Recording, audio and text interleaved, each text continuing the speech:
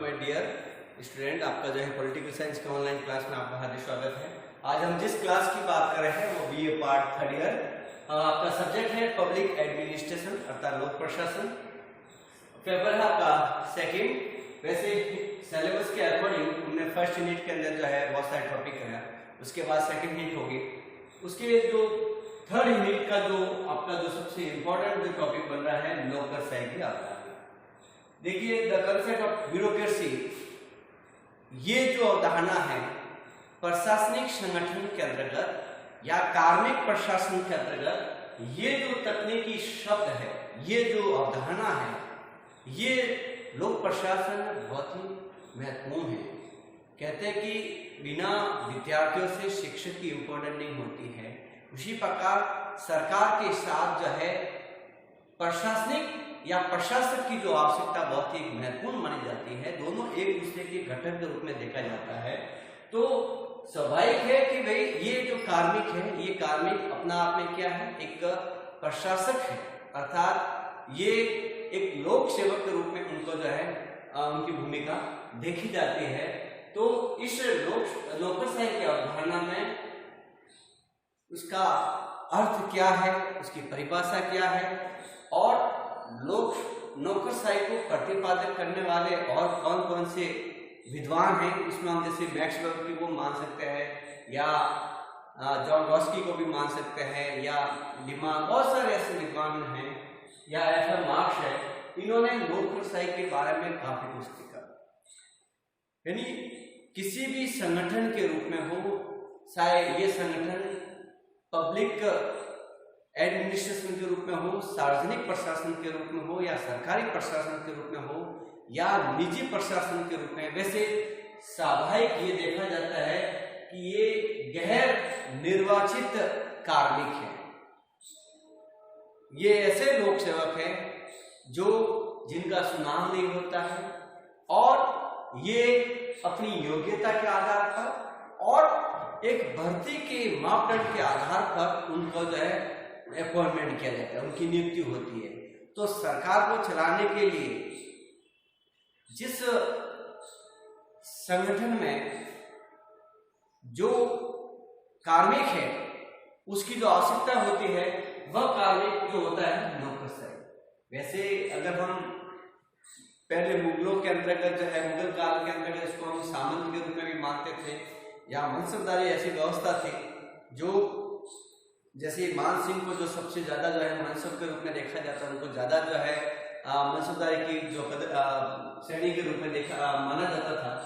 तो ये लोकशाही जो एक कुलीन तंत्र के रूप में भी देख सकते हैं। जैसे प्लेटो ने 3 वर्ग बताए, दार्शनिक वर्ग है, उत्पादक वर्ग है और तीसरा जो ये दार्शनिक वर्ग हो गया, उत्पादक वर्ग हो गया, व्यापारी वर्ग हो गया। उसी प्रकार अरस्तु ने जो है 3 वर्ग बताए, यानी एक व्यक्ति का शासन राजतंत्र और गिने चुने लोगों का शासन अभिजात तंत्र और बहुत सारे लोगों का तंत्र जिसे कहते हैं लोकतंत्र। तो जो गिने चुने लोग हैं, जो अपना आप में जो कुलीन तंत्र है, जो अभिजात वर्ग की श्रेणी में आते हैं, इस लोकशाही को हम अभिजात भी कह सकते हैं, इसको हम कुलीन तंत्र भी कह सकते हैं या उसको हम अधिकारी तंत्र भी कह सकते हैं। इसको अधिकारी तंत्र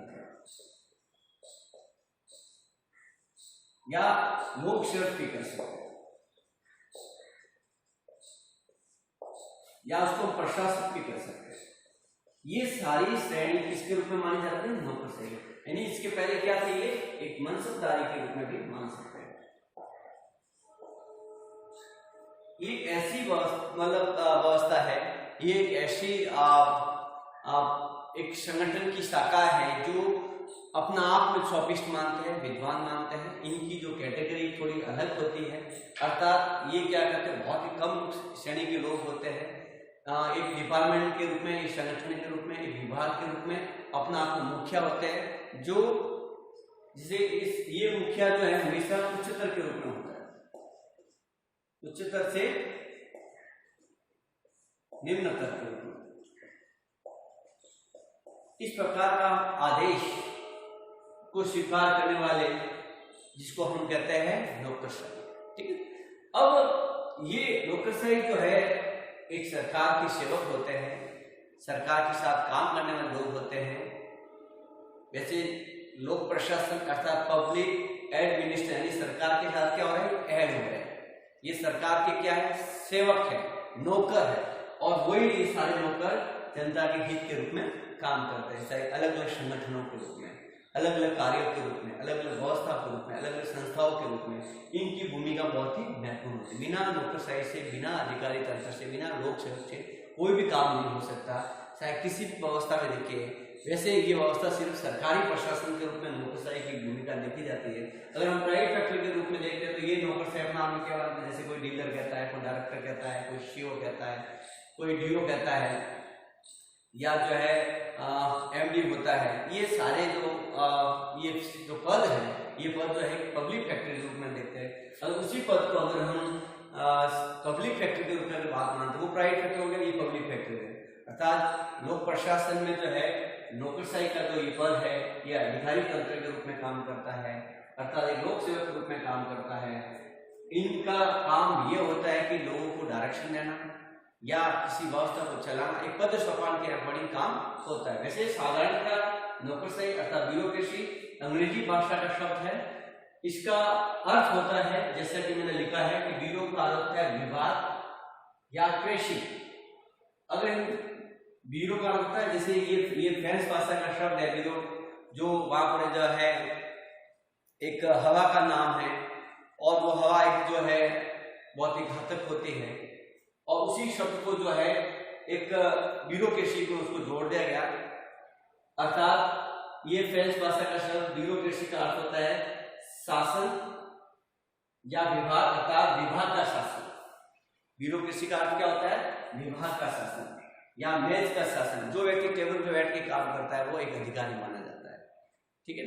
और अधिकारी का मतलब अधि प्लस कार्य, यानी ये ऐसे अधिकार दिया गया उसको उस विभाग के अंतर्गत जिससे वो फॉलो करता है।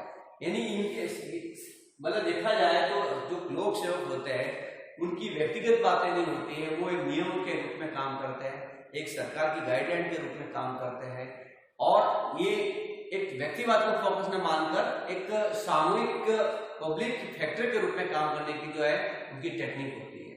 उनका कार्य इस तरह का होता है, एक सकारात्मक दृष्टिकोण के रूप में या सर्वहित सर्व कल्याण के रूप में होता है, और कहीं ना कहीं इनका डायरेक्शन पॉलिसी बनाने के रूप में भी हो सकता है, या जो है एक इफेक्टिवनेस या जिस प्रकार का उनका डायरेक्शन है कार्य कुशलता के रूप में या कार्य दक्षता के रूप में, ये कौन काम करने वाले लोग होते हैं, लोक सेवक होते हैं, अधिकारी तंत्र के रूप में होते हैं, अर्थात नौकरशाही भी कह सकते हैं। जैसे मैंने यहाँ लिखा है कि फ्रांस में इस शब्द का प्रयोग ढाव वाली मेज या मेज का शासन अर्थात लिखने की डेस्क से हुआ है। इसको हम लाल फीता सही के रूप में भी कह सकते हैं। जैसे हमारे यहाँ पर कई बार ऐसा होता है कि जिस डिपार्टमेंट में, जिस विभाग के, जिस दफ्तर में जो है बहुत सारी फाइलें जो है लगी होती है या फाइलें पड़ी होती है लाल बस्ते के अंतर्गत, तो ये हमें ये ज्ञात हो जाता है कि ये व्यक्ति कहीं ना कहीं अधिकारी है, बड़े पोस्ट पे लगा हुआ है। अधिकारी का मतलब ये जैसे जिला प्रशासक भी हो सकता है, या जैसे ये जितने भी डिपार्टमेंट होते हैं, पुलिस का महकमा अलग हो, पुलिस का महकमा है, या शिक्षा विभाग का है, या जो चिकित्सा विभाग का है, ऐसे ऐसे बड़े बड़े जो डिपार्टमेंट होते हैं वो उस डिपार्टमेंट को जो मुख्य सीईओ होता है, कार्यकारी अधिकारी होता है, उनका जो डायरेक्शन उसी हिसाब से होता है, सरकार के नियमों के रूप में या गाइडलाइन के रूप में काम करता है। अब साधारणतः हम ये देखते हैं कि नौकरशाही के ऐसे कौन से लक्षण हैं जिसके कारण जो है इस कार्मिक प्रशासन के रूप में इनकी इम्पोर्टेंट मानी जाती है। साधारणतः उनकी विशेषता के रूप में हम देखते हैं तो पहली विशेषता है कार्यों का विभिन्नीकरण। यानी नौकरशाही में क्या होता है कि कार्यों को विभाजन किया जाता है, कार्यों को बांट दिया जाता है कि भाई आपका काम ये है, ये काम शिक्षा विभाग में है या चिकित्सा विभाग के अंदर है या जो है शरीफ विभाग के अंदर है। सभी कार्यों को जो है उसको अलग अलग डायरेक्शन के रूप में उसको अधिकार दिया जाता है। तो ये एक मैंने साधारणतः जो है एक नौकरशाही का जो है अर्थ क्या है, परिभाषा के बारे में बताया कि इसमें कौन से जैसे मैक्स वेबर है या डायलॉस्की है या डिमार्क है, ऐसे बहुत सारे नौकरशाही के बारे में बताया, या एफ मार्क्स है।